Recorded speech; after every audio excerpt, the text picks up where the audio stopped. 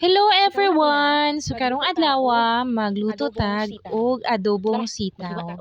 So paspasan na nato ni siya og ad-ad ang ato ang sitaw. So ako na siyang gihulom, then pag human ani mag-ad-ad na ta og lamas. Then kini guys, ang frozen pa ning ato ang karni, pero ato ra gyud na siyang giad-ad. So mao na ni siya guys, so ready na.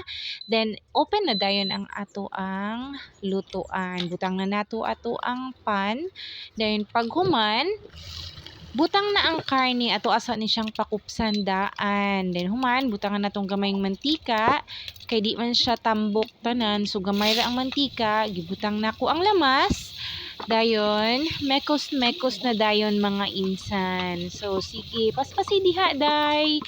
Kay aron makatilaw na ta o makakaon na ta. So, mauna ni siya, guys. Nag-brown na ang atong karni. Butang na nato atong sitaw.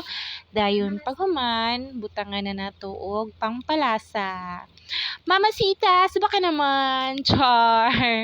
Dayon, kato siya. Ato ding mekos-mekos. Then, butangan nato siya o gamayng tubig. Gamay lang siya.